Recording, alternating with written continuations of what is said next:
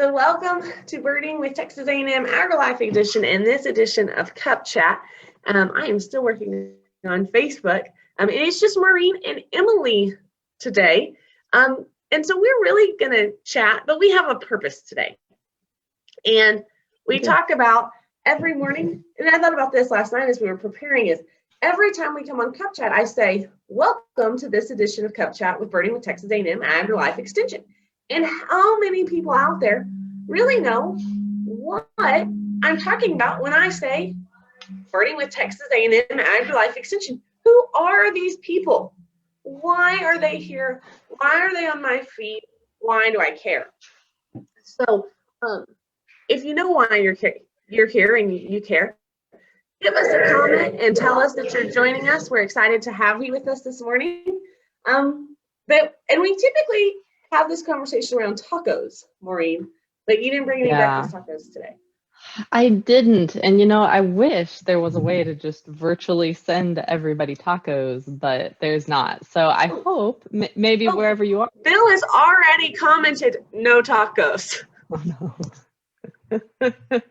Oh no, sorry, Bill. We, as a guide, we probably owe him a future taco. But yes, we'll make sure to get you a taco, Bill.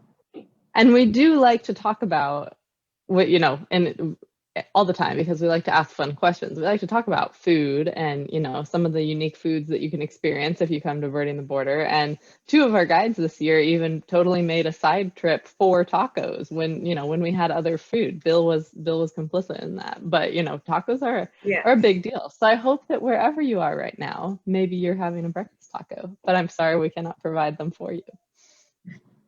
Cannot provide them virtually. Not provide virtual tacos. No, it doesn't really work that simple. But so you are all extension-y today. So you have on your Birding with Extension shirt and you have your Texas A&M mug. I am locked in a hotel room today for the morning, and so I forgot my mug. I forgot my coffee. I have not had coffee this morning. It's a rough kind of day over here without starting my day with my morning Cup Chat coffee. So and no tacos. You have no tacos and no coffee. And no tacos. At least all of our viewers have coffee. So yes, hope to all of you. Drink a cup for me. But so we're going to talk about what is extension. And so Maureen, this actually is one of my favorite talks that you created, I guess, a couple of years ago. And I don't know if you created it off the cuff just as we were doing it, but we kind of have kept it around, and we wanted to kind of today explain what extension is, and then kind of talk about what Birding with Texas A&M AgriLife Extension is, and what our goals and our values and our missions are. So I'll let you kick it off with the what is extension, Maureen. Yeah, thank you. And I actually created this several years ago. I was at an America's Grasslands conference, and I was one of the people that had kind of helped coordinate and get it together. And so they asked me to introduce myself, and I had a big old group of people from all around the country who didn't know what extension was. So as I had kind of came up with this for that, but it has worked really well because lots of people want to know who we are and what we do. So I like to say that extension is three different things. And I like to talk about it being relational and scientific and apolitical. And so we'll touch on each of those. But first off, being relational. And that's something that I hope that y'all on Cup Chat are already pretty familiar with, is that you watch Emily and I go back and forth, and we have a lot of fun. And there's a relationship between me as a wildlife specialist and Emily as a county extension agent. And that's really— You are viewers. And our viewers, I'm going to get there. Don't worry, there's lots of relationships. But I'm just saying, all three. Okay, I'm good. All three, yes, that's true. And so, yes. And so these relationships, though, are really the start of what extension is, because extension was developed through all the land-grant universities. There's extension in all 50 states. And it was developed to take this learning that was being done, this research and knowledge from these land-grant institutions, and make sure that it was available to all people, not just people who were going to go take a class at the university and, kind of be rubbing elbows with those professors, but everybody in the entire state, because these universities were funded by the people, and so they're meant for the people to learn from. And so the idea behind extension is that you have specialists. So my role, where you are, there's a particular topic that I have a degree in and that I'm gonna, help provide education on. And then you have county agents, county level educators all across the state who are embedded in their local communities. They really know their county. They really know the people. They have those strong relationships with the people of their county. And then they work with us to get information to those people in their county. And so this really benefits back and forth because they have a relationship with their people where they can say, what do you need? One of my favorite examples of this is the Sonora Experiment Station, which is an AgriLife research property, but it was developed from land donated by local goat and sheep producers who said, we are struggling with XYZ things.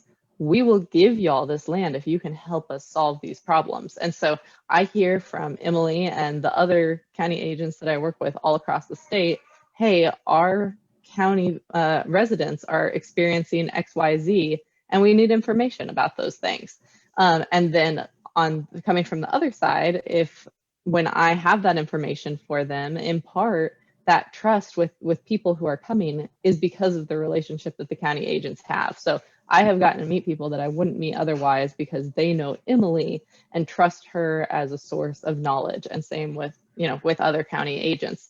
And then the other thing is that when I hear about something, and so then I have a relationship with other scientists across the country. And so when we have guests come on to Cup Chat, sometimes those are ones that I know, sometimes those are guests that Emily knows, but we're both, connecting with other people as well, so that when I learn something that's not coming directly from A&M or from me, I can say, hey, Emily, we've got this cool piece of information, which I'm super excited now for our June guest that we're going to have on. That was something I ran across, and those county agents trust me to say, hey, this is something that's worth sharing with your people. So, right.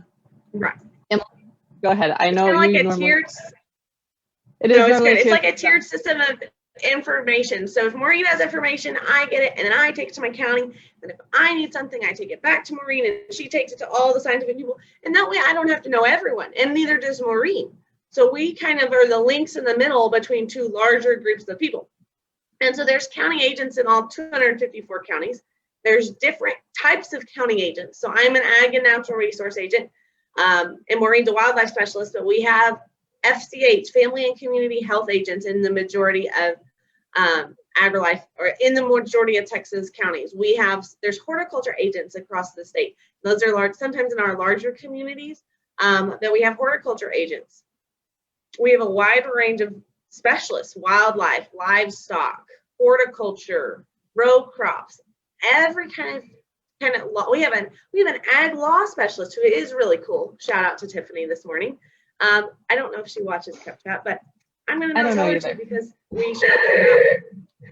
And so we have lots of different facets of AgriLife Extension. And so just kind of like to go back to our shout out to Tiffany, who should be watching. Hey, well, let's just tag her in the comments. Tag her. And tell her we are talking about her. Ooh, Texas Ag Law. Oh, it's not popping up.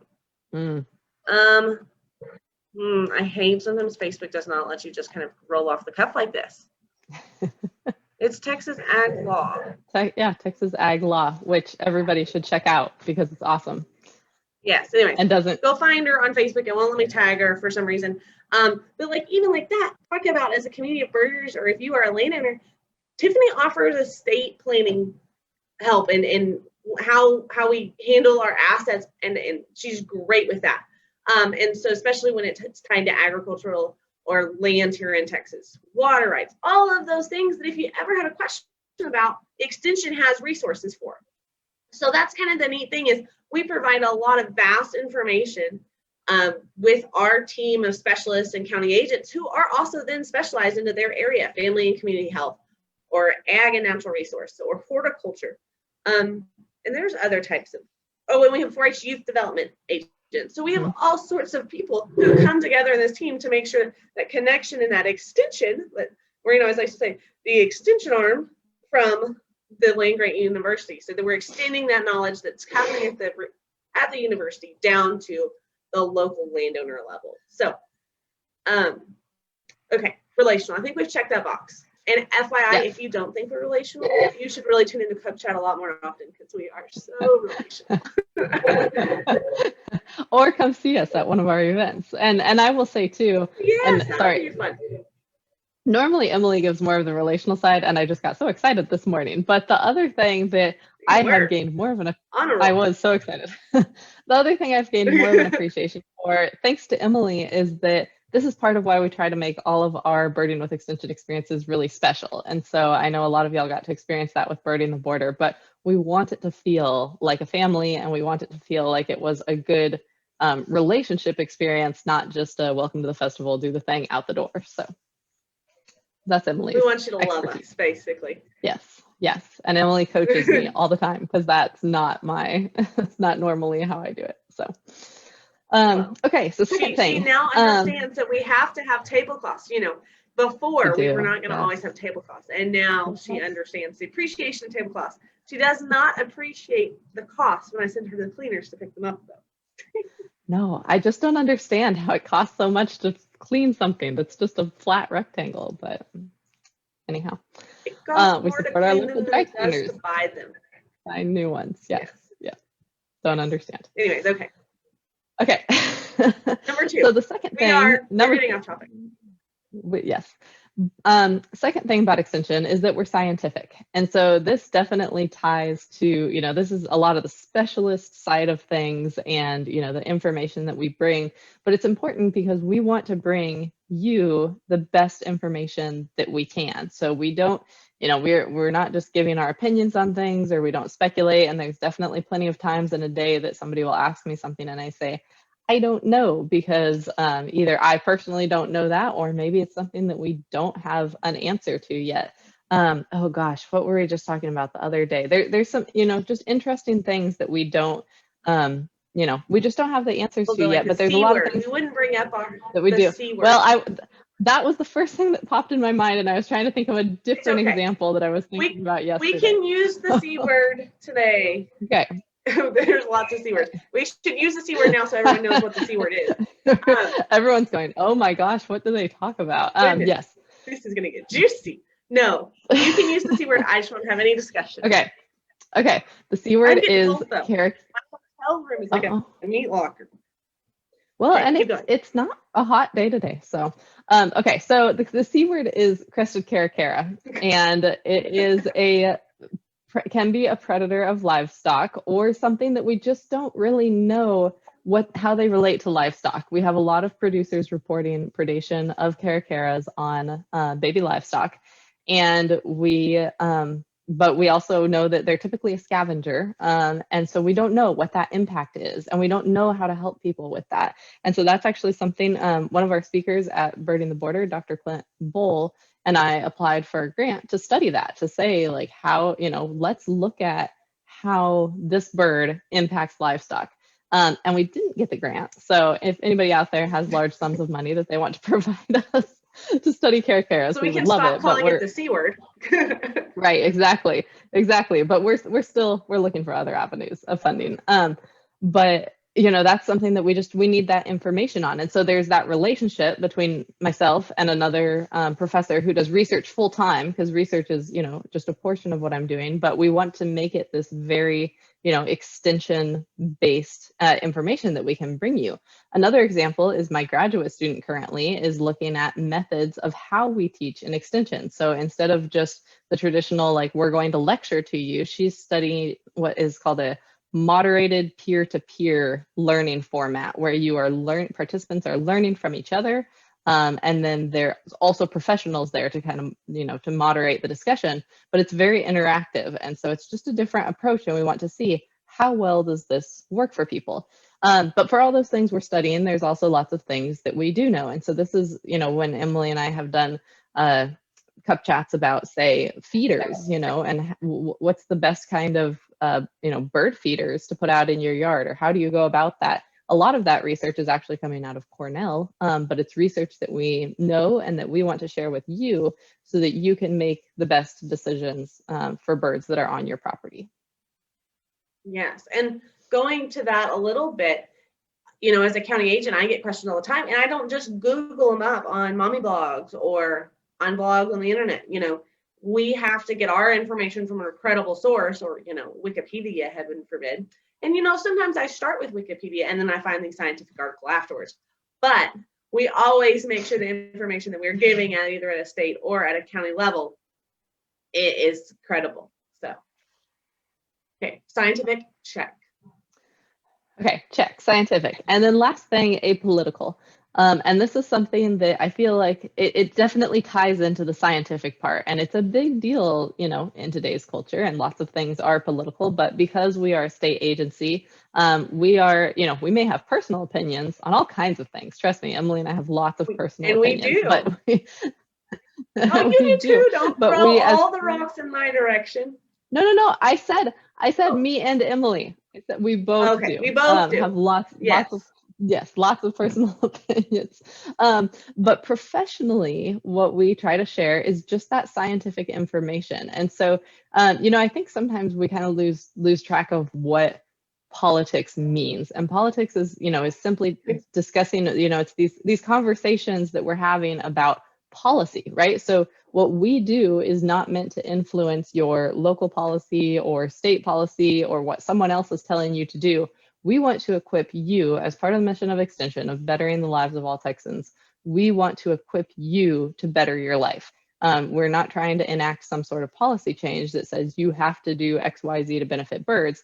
We're saying, hey, if you want to go out today and help birds, in your community, or just if you want to understand more about birds, you want to be a better birder, these are things that you can do and implement right now. So we step back from that political and the opinion side of things. We say, here's the research that we've got so far, and we hope that you use that to make the best decisions for your management. Yes, so that's true. So yeah, and we're not funded this is, by other people. We are right. We're funded. We get research funded by other by other groups, but we're not. Even then, we're very careful about how we move forward with that. If we get funding from some sort of industry, we are still always being so careful that what we're doing is unbiased and not trying to push people one way or another. So that's not as much apolitical as a commercial, I guess. We're not trying to, promote certain products either. But although we do super appreciate our sponsors who believe in us and help us out with things. And then our sponsors offer this as one of many options that you can do to accomplish the things that we're talking about. Because obviously you're going to buy your bird seed from somewhere, or, you're going to buy your bird feeders from someone. And so we appreciate our sponsors who help us out by giving those options. But we like to say, here's all your options. Yeah. And here's things that work best. Here's, a way of feeding birds that's going to be best for you. Yes. I got a hummingbird feeder and put it up, and I had a hummingbird, and never when I'm there though, but they drink the water, so I don't know. Yeah, we need to downsize. We had our big one up because it was spring, first spring migration, and we had like a dozen at a time, and now we need to get to our smaller one because they come by, but maybe like one or two a day. Sad day. So. Anyways, I will feed them all in the data center, and I'll let you know about them next week. So that sounds good. Yeah. I'm excited. So I think that's kind of our summary of Extension. Those are kind of our highlights. And of course, like Emily said, there's all these little parts to it. It's not just birds, it's plant pathology and entomology and all these other fun parts. But I think those are our kind of overarching who we are and what we do. Right. Now, let's kind of go and talk about who we are as birding with Texas A&M AgriLife Extension. We've checked off the Texas A&M AgriLife Extension, but not the birding with Texas A&M AgriLife Extension. And so I like to kind of tell our story as it started, just to kind of give everyone some background. So we both, Dr. Frank and I both started in Kinney County about the same time. So August of a couple years ago. 2016. 2016, I guess. Yeah, coming up on 5. Yeah, joy. So the first thing we did was we did a Birding 101 program when I was the agent in Kinney County, and it was a half-day, little short program. So we talked about how great birding was and the opportunities about birding on private land. And I had this great idea, and no one thought it was a great idea but me. And that was that we get on a bus in like San Antonio or Austin, and we drive birders across the state, stopping and birding on private lands, to highlight the birding abilities on private lands. And, Texas is 98%, 95% privately owned, give access to those birders, but also help those landowners with bird habitat management. So unfortunately, Maureen didn't really love the bus idea. She didn't think she could hold, I thought I had the full picture of her standing on the bus with the microphone, giving the educational presentations as we drove down the road. Apparently she didn't like that idea. So when we didn't get on the bus, we started birding the border in 2017. And so birding the border originally was a 3-day program for 16 participants. So we were very limited on who we could take, and we hit it hard. We birded in the morning, we birded in the afternoon, we only stopped for lunch and to sleep. And so super busy kind of time. And so now we have transitioned and grown our educational programs, but our goals are still the same. And so one of those, as we talked about, was to educate our landowners about simple bird management practices that they can combine with their agricultural practices to improve overall bird habitat. And I think that ties back to that relational part, don't you, Maureen? Definitely, yes. And that's something that we didn't mention, because I was kind of thinking this morning about what we're doing and what we're doing right now, and talking with, our those who come to the birding events. But there's absolutely that relational aspect between with landowners. And again, that's a lot of what the county agent presence in the county is able to tie in, is that their landowners know who they are. And so, they're not the ones that are coming to our programs, they're the ones that are part of our programs, because we've said, okay, you have fantastic bird habitat here. If you add, a supplemental water here, or, maybe some supplemental food here, we can really get these birds coming in a little bit more consistently, and you have all these people coming to our programs who want to see them. And then that becomes an income source for our landowners and an incentive for them to maintain that really valuable bird habitat. Yes. So we want to educate our landowners, but then the next thing we want to do is we want to provide a unique educational experience for our birders. So you kind of talked about this and how crazy I am about this part, Maureen.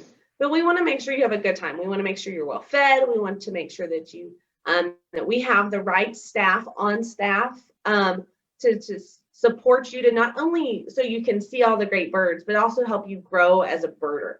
So we're very careful when we pick our guides and our team of birding buddies, that we are creating this amazing team and experience of people that make your experience great. And we want you to leave with more birding buddies. And so we always try to have some social aspects where you're getting to know everybody. And then lastly, our third goal is to share the birding experience with all. And so we have a multitude of different programs that we offer through Birding with Texas A&M AgriLife Extension. And so it starts at the beginning level, and it kind of goes up to what we consider an intermediate or advanced intermediate. We go from I know nothing about birds, I think birds are pretty, program, to the I like to watch birds, I've been watching birds, I know what my birds are, I would like to go watch more birds programs. Wouldn't you agree? Or maybe you want to, I'll let you take that one. Yeah. No, again, it's that tiered approach where somebody can, kind of regardless of where your birding experience is, we want to be able to give you some, give you an opportunity to join us. And sometimes it's even a little bit more specialty, so one of the things that we did earlier this year was a webinar about sketching birds. And so that's something that, kind of no matter what your bird watching experience is, or even if you're just somebody who likes to draw, then that's kind of a skill that can help you get better at birds. I still need to go back and watch that one, because y'all, I'm so bad at drawing that I need to sit and learn. I need like a professional development hour that I can sit and draw some birds. So, but we just really want it to be, if this is brand new to you and you've never birded before, then, we've got a program for you, and hopefully you like it and then, continue through with us. But we've got a variety of resources, and working with our landowners too. We could get new landowners who say, hey, I'm interested in managing for birds on my property. or you managing in your backyard and say, I've never done this before, where do I start? And hopefully we can help get you started, all the way up to, people that are really into, I've got all these different native plants and I plant them so that there's certain blooms at certain times of the year, and they're looking for more information as well. I don't go that level with plants, but we can connect you with people who do. So yes, neither of us love plants as much as some people in our agency. Yes. I just kill them.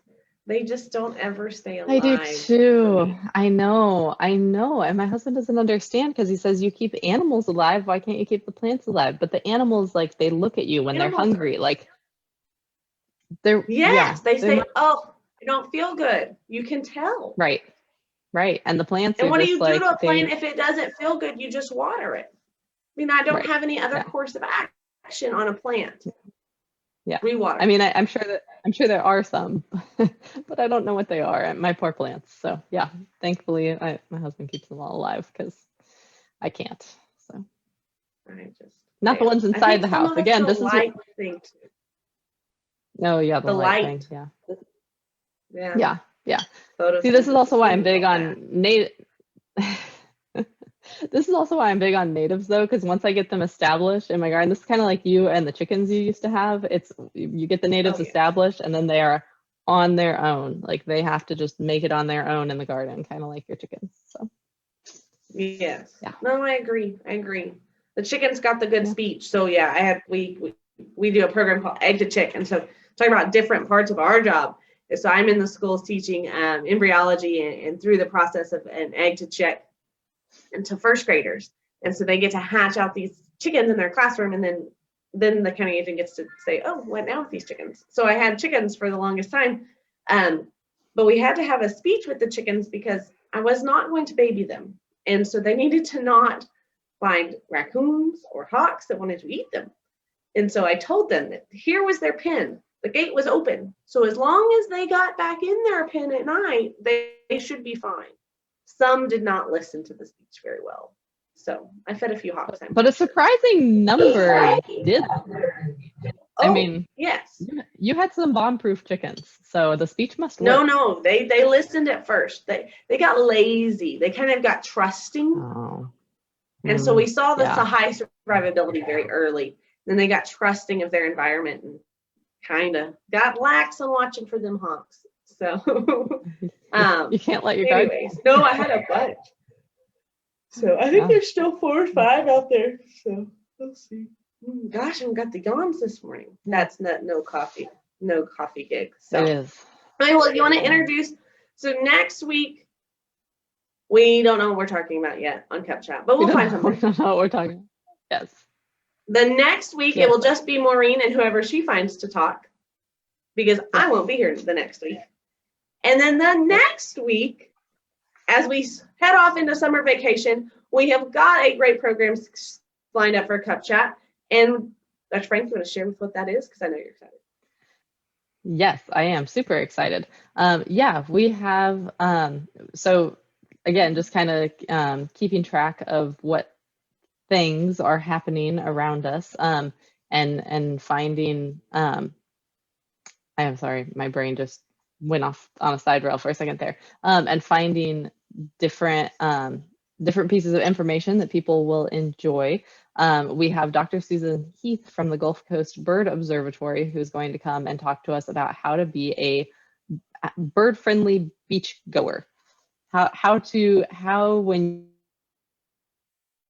that is not harming the birds that are there, and just kind of sharing that environment with them. Because, sometimes we think about beaches just like, nice sand and then the water, but there's a lot of different species. It's an ecosystem of it in itself. It's an ecosystem. Yeah, it is. So she's going to talk to us about that, as well as some of her research that she does on shorebirds. I'm going to take a wild guess that feeding the seagulls is not being a bird-friendly beach goer. Feeding the seagulls is not being part of a bird-friendly beach goer, as well as just it makes them worse. They're so annoying. And here's the thing is, not only are you being unfriendly to the birds, you're being unfriendly to your beachgoer neighbor. Who wants all the seagulls? Yes. So anyways, there's the rant of the day. I hate this. I mean, happy seagulls, don't want them all around me. So, Right, exactly. well, I'm going to propose too that we should wear like something beachy. beachy, Oh, you better watch out. appropriate, I may but, whip out the hula skirt and coconut bra. I'm just kidding. Really kidding. But I might. A beachy outfit. We'll come up with something good. Ooh. A beachy outfit. Ooh, that's fun. Well, As I say this, I'm not sure that I own such a thing. I was just but wondering, it just what was are an idea you that popped into my head. wear? So. Well, and everyone tells me to wear a hat to the beach. And the thing is, like, I don't wear hats. And I don't know if I've ever told you the story, and I guess I could tell everyone now about why I don't wear hats. Because when I was a student teacher, we were doing a barn cleanup, and I had a cap on. And this little, there's only a few things that are real honest in the world, drunks and little kids. And this little kid came up to me and said, "Miss, you just don't wear hats, do you?" And I said, "Well, I don't know." He goes, "They just don't really look good on you." And so therefore, I have not been a big hat wearer. And so I don't even own like a hat, like to wear a beach hat. And my small supply of caps are truly limited to like only when you gotta go to the grocery store and you didn't shower and it's on the weekend kind of moment. Like, I'm not gonna wear them in public because the poor little kid scarred me. I mean, that was over 10 years. I mean, that was 10 years ago. He scarred me about wearing a cap. So anyways, fun fact. I don't have a beach hat, so don't be disappointed. But I'll find a beach attire. Okay. Don't worry. Okay. I will too. Okay. Well, Stephanie messages. She's always happy to hear us, and she is on her way to work. So Stephanie, happy Wednesday at work. And I guess that probably means we've kind of go to work too, as much as I would prefer just to. We do. I have long, I get if my boss is listening, I get to watch. I get to hang out all day at the District 6 Center and go through professional development meetings. So I am so excited. Hope my boss is listening to that one. So, anyways, so I will not be Facebooking or Instagramming today. So I will try. Ooh, I actually have something to put on Facebook or Instagram because we have a little vermilion flycatcher that has been coming to our window and attacking his reflection because he thinks it's another male vermilion flycatcher. So I'll cover the Instagram for today. I got a picture of him, so I know he's just so confused. So confused. Well, did you hang up anything in your window?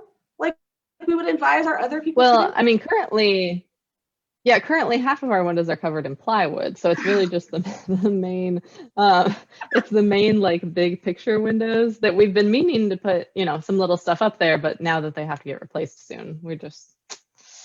Gotcha. My mom had a cardinal like that, and we taped a piece of paper towel just right there where he thought he saw himself. Always in the same place. Yeah. I don't understand that part. Mm-hmm. Yeah. Always thinks he's there in the same place. Yeah. Yep. Anyway. Yep. All right. I have to run to my big fancy meeting today. Okay. Have fun, everybody, and we'll see you next time. Have a wonderful Wednesday, guys.